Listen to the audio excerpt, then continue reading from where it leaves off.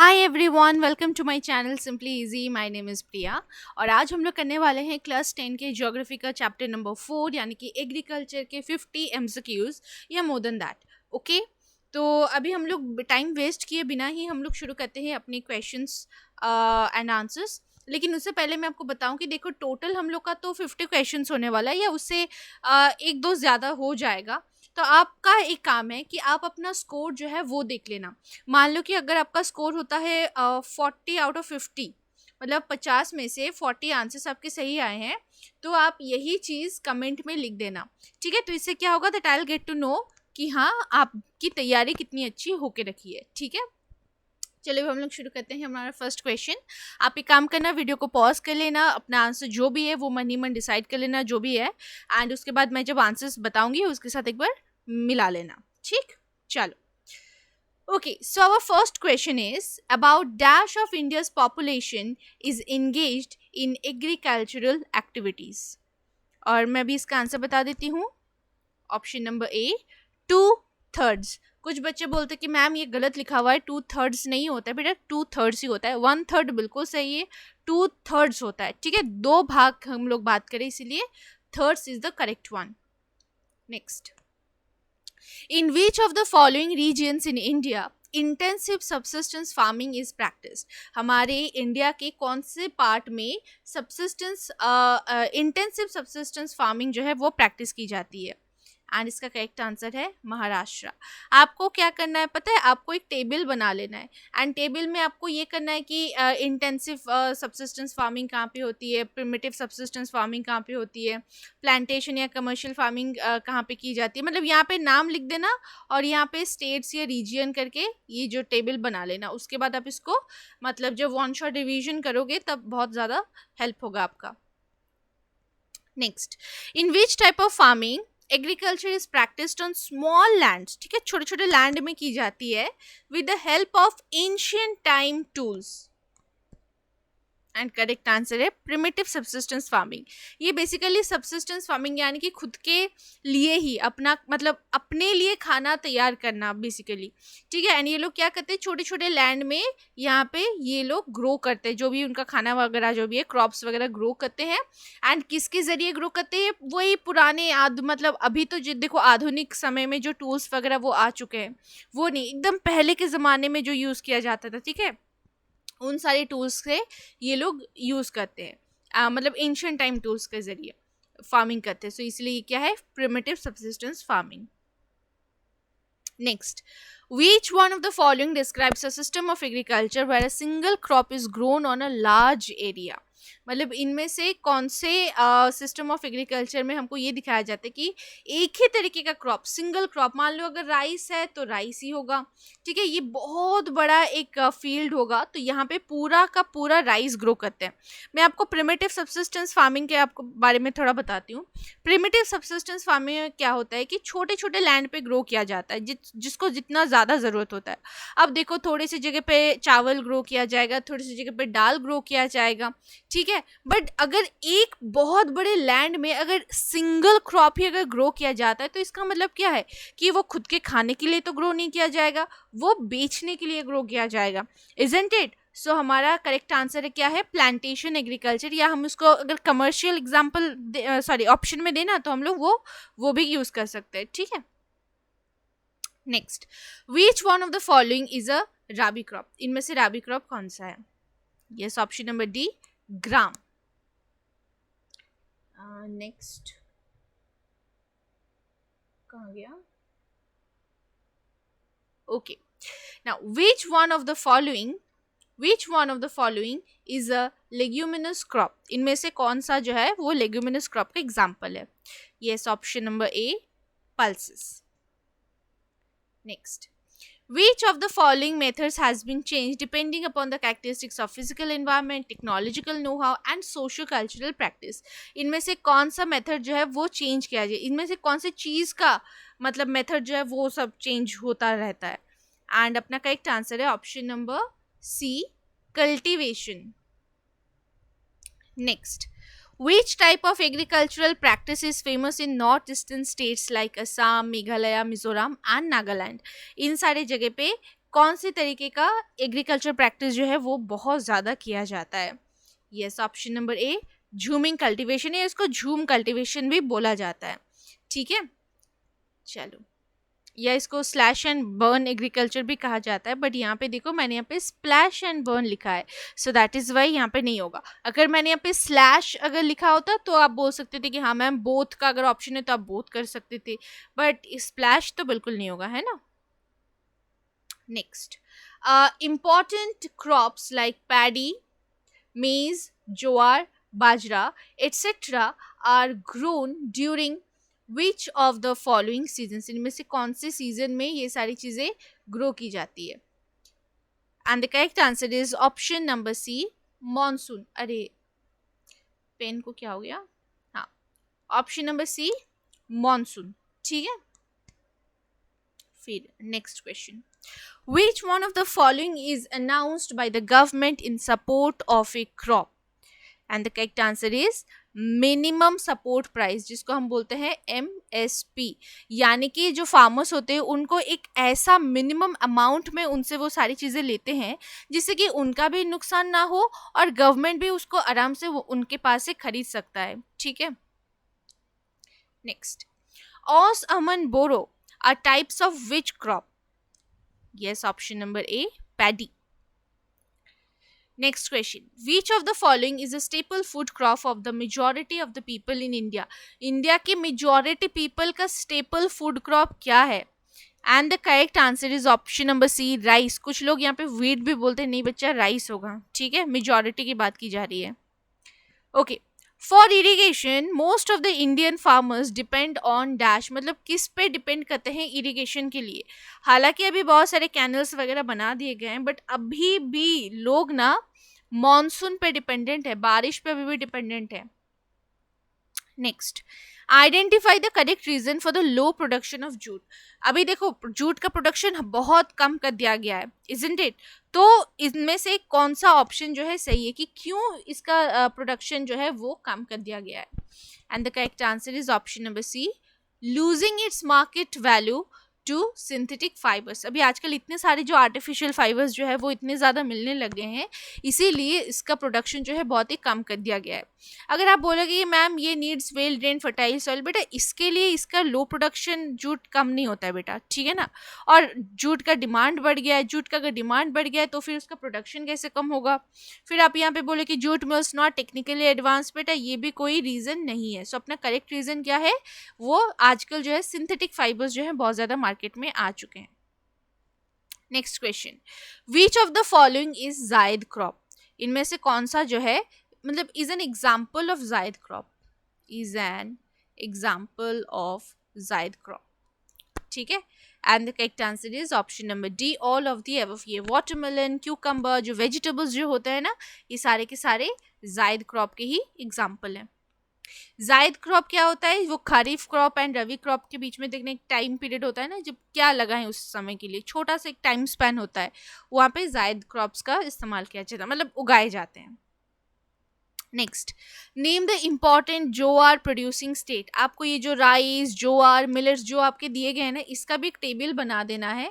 ठीक है, ये यहाँ पे लिखना है कि कौन कौन से नेम्स जो भी है क्रॉप्स वगैरह लिखना, इसके नाम लिखना, एंड यहाँ पे स्टेट्स या रीजन जहाँ पे ये पाया जाता है, ऐसा करके एक पूरा बना लेना। ठीक है, यस, जोआर प्रोड्यूसिंग स्टेट क्या है? All of the above. Next, why pulses are grown in rotation with other crops. Pulses को ना रोटेट कर करके बनाया जाता है, रोटेट करके करके ग्रो किया जाता है। रोटेट करके यानी कि उसको घुमा के नहीं किया जाता है। मान लो कि आज कुछ ये वाला क्रॉप लगाया गया, फिर उसके बाद ना पल्सेस लगाया जाता है, उसके बाद फिर से दूसरा कोई क्रॉप लगाया जाएगा, फिर यहाँ पे पल्सेस, या फिर ऐसे, मतलब इसको ना रोटेट किया जाता है, मतलब दोनों क्रॉप्स के बीच वाले समय में इसको लगाया जाता है। तो इसको लगाने का कारण क्या है? बार बार ये पल्सेस को क्यों लगाया जाता है बीच बीच में? इसका कारण है ऑप्शन नंबर सी, क्योंकि इसको लगाने से ना सॉइल की फर्टिलिटी बढ़ती है। कैसे बढ़ती है? क्योंकि it fixes nitrogen from the air in the roots. आपने अगर देखा होगा कुछ इंसेक्टिवोरस प्लांट्स होते हैं ना, कुछ कार्निवोरस प्लांट्स होते हैं, तो वो लोग क्यों, मतलब ये जो भी इंसेक्ट्स वगैरह होते हैं उनको क्यों ये लोग खा लेते हैं, मतलब क्यों उनको अटैक करते हैं? द रीज़न इज वहाँ वहाँ का उनको ना सॉइल में से नाइट्रोजन नहीं मिलता है, उनको जो एग्जैक्ट जो न्यूट्रिशन चाहिए होता है वो वहाँ से नहीं मिलता है, और इसी की वजह से वो लोग इंसेक्ट्स को मार के खाते हैं। तो इसीलिए पल्सेस क्या करता है कि सॉइल में ये नाइट्रोजनस कंपाउंड जो है वो थोड़ा बहुत ऐड कर देता है। Next, which of the following is the largest producer of T? इनमें से कौन सा स्टेट है जो, सॉरी, ये है नेशन है जो कि टी का लार्जेस्ट प्रोड्यूसर है? And option number B is correct, China. And China भी, सॉरी, चाइना भी, टी भी चाइना में ही इन्वेंट किया गया था, डिस्कवर किया गया था, not invent. Next, identify the oil seed crop. इनमें से ऑयल सीड क्रॉप कौन सा है ये आपको बोलना है। अरे बाप रे, ये तो बहुत इजी क्वेश्चन है। मस्टर्ड है ना, मतलब ऑयल सीड क्रॉप का मतलब क्या है? ऐसा सीड जहाँ से ऑयल निकलते हैं। Next, which crop is grown as both rabi and kharif crop? मतलब इनमें से कौन सा क्रॉप ऐसा है जो both rabi and kharif crop के हिसाब से वो मतलब होता है, मतलब दो, वो राबी भी है एंड खरीफ भी है, ऐसा कौन सा है? Yes, option number A, castor. आपने कैस्टर ऑयल का नाम भी सुना होगा शायद। Next, which of the following are plantation crop? इनमें से कौन सा जो है वो प्लांटेशन क्रॉप का एग्जाम्पल है? एंड अपना करेक्ट आंसर है option number C, tea, coffee, banana and sugar cane.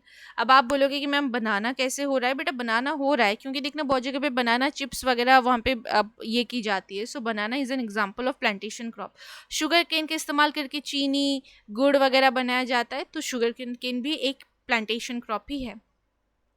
Next, how many cropping seasons does India have? India के पास कितने क्रॉपिंग सीजन्स है? बहुत बढ़िया, ऑप्शन नंबर डी, 3, यानी कि kharif, rabi and zaid. Next question, cotton, jute, hemp are dash. ये लोग क्या है? कॉटन, जूट, हेम्प, ये सब क्या है? कि मतलब फाइबर क्रॉप है, रबर क्रॉप है, फूड क्रॉप है, ये क्या है? बहुत बढ़िया, बहुत इजी क्वेश्चन है, फाइबर क्रॉप है। ऑब्वियसली कॉटन को हम लोग खा नहीं सकते हैं। अच्छा, अब हम करेंगे कुछ असर्शन एंड रीजनिंग क्वेश्चंस। अच्छा, असर्शन बोला गया है India's primary activity is agriculture. ठीक है, इंडिया का मेन काम क्या है, कौन सा एक्टिविटी है? एग्रीकल्चर है। इसका रीजन मैंने आपको बता दिया था कि असर्शन एंड रीजनिंग किस तरीके से सॉल्व करना होता है। मैं इसके ऊपर एक वीडियो ही बना दूंगी जिससे आपको और ज़्यादा मतलब हेल्प हो जाए, समझ लो कि हाँ भाई कैसे किया जाता है बेसिकली।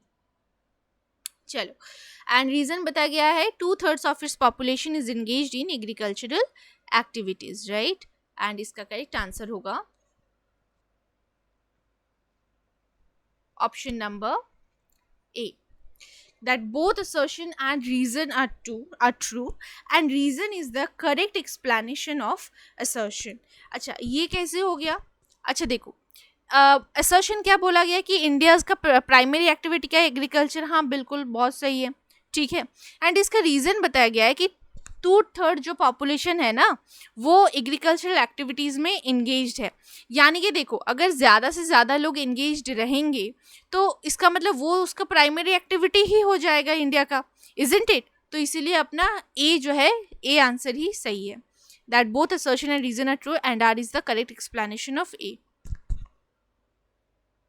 नेक्स्ट क्वेश्चन, एक सेकेंड, कहाँ गया? हाँ, अच्छा, असर्शन बोला गया है biochemical inputs and irrigation are used for obtaining higher production. ठीक है, यानी कि जो बायोकेमिकल इनपुट्स वगैरह जो यूज़ की जाती है और इरिगेशन जो है वो हायर प्रोडक्शन के लिए मतलब यूज़ किए जाते हैं। एंड इसका रीज़न बताया गया है that doses of biochemical input are use to grow crops rapidly. And इसका करेक्ट आंसर होगा ऑप्शन नंबर ए। ठीक है, अरे कहाँ गया? हाँ देखो, असर्शन एंड रीजन दोनों के दोनों ही सही है। बायोकेमिकल इनपुट तो भाई क्रॉप्स को और जल्दी जल्दी ग्रो करने में हेल्प करता है, इजंट इट? तो इसीलिए अगर आपको ज़्यादा प्रोडक्शन करना होगा तो आपको क्या करना पड़ेगा? ज़्यादा से ज़्यादा बायोकेमिकल डोजेस डालने पड़ेंगे। सो इसीलिए both A and R true and R is the correct explanation of A. Next question, ये पेन बहुत बड़ा गंदा है। हाँ सही है. ओके.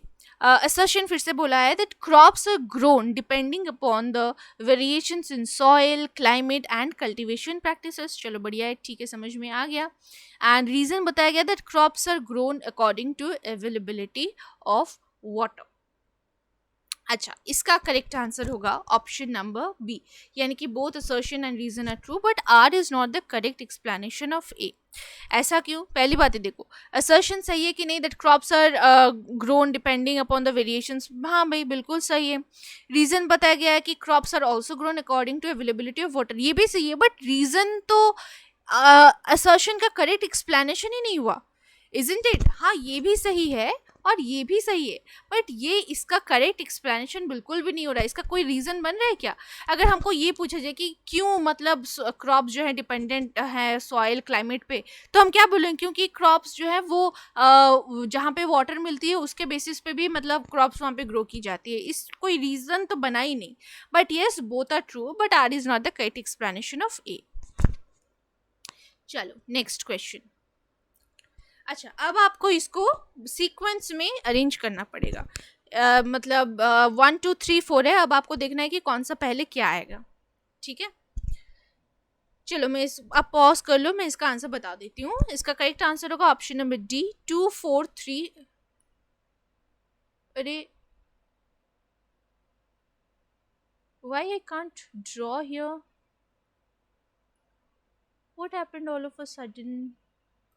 Just wait ना चिल्ड्रन. हाँ अब ठीक है. हाँ चलो, एंड इसका करेक्ट आंसर है ऑप्शन नंबर डी 2 4 3 1, यानी कि 2 4 3 1. देखो 2 क्यों हो रहा है? क्योंकि देखो farmers were forced to grow indigo instead of food crops. ये किस जमाने में होता था? कॉलोनियल पीरियड में, है ना, जब ब्रिटिश रूल करते थे उस जमाने में होता था. फिर क्या बताया गया कि adoption of green revolution. Green revolution कब अडॉप्ट किया गया था? 1960s में. ठीक, अब देखो उसके बाद 3, यानी कि इशू ऑफ क्रॉप इंश्योरेंस कब इशू किया जाता था? मतलब शुरू कब हुआ? 1970s में. फिर देखो farmers were exposed to challenges due to globalisation. ये कब हुआ? 1990s के दौरान. तो हुआ ना 2 4 3 1. चलो next.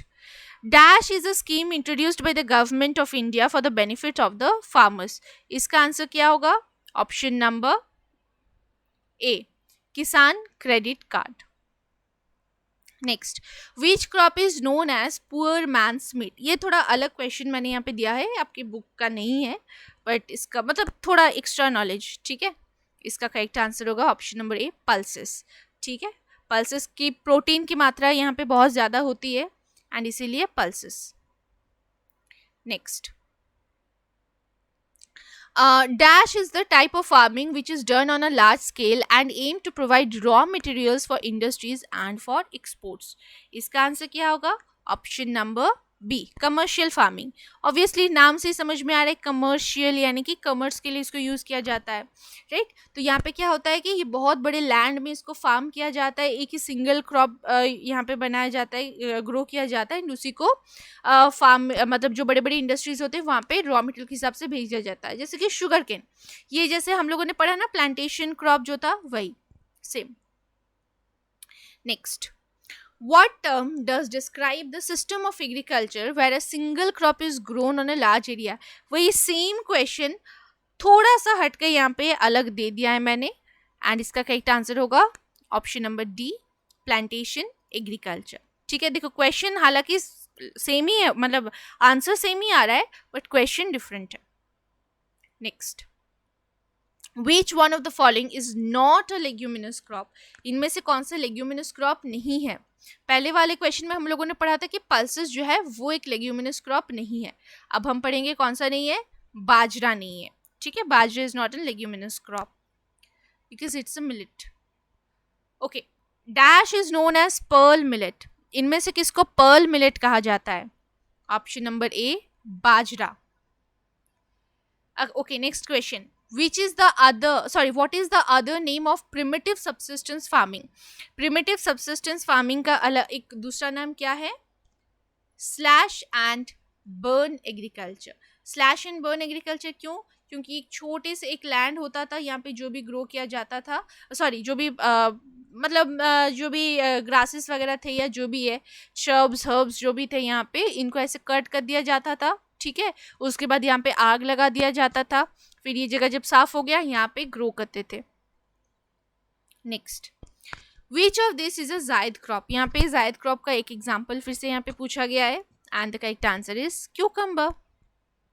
Next, HYV stands for dash and the correct answer is option B, high yielding variety. Next question, when are kharif crops harvested? kharif crop लगाए तो जाते थे onset of monsoon, but harvest कब किया जाता था? सितंबर एंड अक्टूबर, यानी कि इस टाइम पे, ठीक। चलो अब next question. Okay, who is the father of white revolution? मतलब व्हाइट रेवोल्यूशन के जो फादर है उनका नाम क्या है? Option number A, doctor Verghese Kurien. White revolution यानी कि यहाँ पे मिल्क की बात की गई है ना, मिल्क का प्रोडक्शन बहुत ज़्यादा बढ़ गया था। Next, who is the father of India's green revolution? India के ग्रीन रेवोल्यूशन के फादर कौन थे? Option number B, MS Swaminathan. Next, name one tropical fruit grown in India. आपको ट्रॉपिकल, सब ट्रॉपिकल, आपको पता है ना ट्रॉपिकल एरिया कौन सा है, सब ट्रॉपिक्स, ठीक है, टेम्परेट जोन, ये सारे आपको पता होने चाहिए। टॉरेट जोन, ये सारी चीज़ें आपने पढ़ा होगा, बचपन में भी पढ़ा होगा। तो ट्रॉपिकल यानी कि ट्रॉपिक्स के आसपास जो जगह होती है ट्रॉपिकल एरिया होता है, राइट। तो वहाँ पे कौन सा चीज़ जो है, मतलब कौन सा फ्रूट वहाँ पे ज़्यादा ग्रो किया जाता है? And yes, option number B, mango. Name one temperate fruit. Temperate यानी कि वो जो थोड़ा ठंडा वाला जो जगह है, आपको पता ही होगा टेम्परेट जोन जो है उस वाले एरिया में। सो अब यहाँ का कौन सा एग्जाम्पल होगा इसमें? ऑप्शन नंबर ए, एप्पल। देखना, मैं इसका एग्जाम्पल मतलब एक हिंट आपको देती हूँ, जैसे कि कश्मीर, ठीक है ना, कश्मीर जो है ना, कश्मीर में एप्पल बहुत ज़्यादा फेमस है एंड वो ठंडा जहाँ पे ज़्यादा होता है ना वहाँ पे एप्पल, ठीक है। फिर देखना ऑरेंजेस वगैरह, पीचेस, ठीक है, ये सारी चीज़ें ज़्यादा ग्रो की जाती है। तो ये हो जाता है टेम्परेट, क्योंकि हमें पता है कि टेम्परेट जोन जो है वो थोड़ा सा ठंडा होता है एंड ट्रॉपिकल ठंडा बिल्कुल भी नहीं होता है। Next, dash is known as golden fibre. किसको गोल्डन फाइबर कहा जाता है? ऑप्शन नंबर ए, जूट को गोल्डन फाइबर कहा जाता है। Next, the study or practice of growing flowers, fruits and vegetables is known as dash, is known as horticulture. आपको अगर कहीं पे कोई आसपास कोई नर्सरी वगैरह होगा ना जहाँ पे फ्लावर्स या प्लांट्स वगैरह आप लाते हो, तो वो मतलब वो क्या चीज़ है, उसको हम कौन सा प्रैक्टिस बोलेंगे? हम उसको बोलेंगे ये हॉर्टिकल्चर है। जैसे बहुत सारे बच्चे अभी हॉर्टिकल्चर के बारे में ही पढ़ते हैं। Rearing of silk worms and extraction of silk is called sericulture. Next, which of the following is और आर कोर्स ग्रेन, यानी कि जो खुरदुरा होता है ना वो, उसके बारे में बात की जा रही है। And option number D is correct, all of the above, क्योंकि ये सारे के सारे क्या है? मिलेट्स हैं। Next, which of the following country is a leading producer of rice. इनमें से कौन सा कंट्री जो है ये राइस में एकदम लीडिंग प्रोड्यूसर है? And option number A is correct, China. कुछ बच्चे बोलते हैं कि हमारा स्टेपल फूड क्रॉप जो है वो राइस है, इसलिए हम ही मतलब इंडिया ही लीडिंग प्रोड्यूसर ऑफ राइस है। बिल्कुल भी नहीं है, ऐसा गलत है। हाँ, next question number 47, type of farming to meet families need is known as subsistence farming. ठीक है, जब आपकी फैमिली के नीड्स फुलफिल करने के लिए आप फार्मिंग करते हो तो वो होता है subsistence farming. Next, assertion and reasoning के क्वेश्चन। हाँ, assertion, agriculture is not an old economic activity. Reason बताया गया है that farming does not vary from subsistence to commercial type. And the correct answer is, ये दोनों के दोनों ही गलत है। Both assertion and reason are false. पहली बात है farming does vary and agriculture is an old economic activity. Next, assertion, pulses are not considered as major source of protein in a vegetarian diet. And reason बताया गया है, rice is a rabi crop and requires lot of rain to grow. Again option number D, rice का एक खरीफ crop है। अगर यहाँ पे खरीफ crop होता तो हम लोग कौन सा बिठाते हैं, ऑप्शन नंबर सी सही होता फिर, ठीक है। तो राइस तो रबी क्रॉप नहीं है। And pulses are considered as a major source of protein in a vegetarian diet.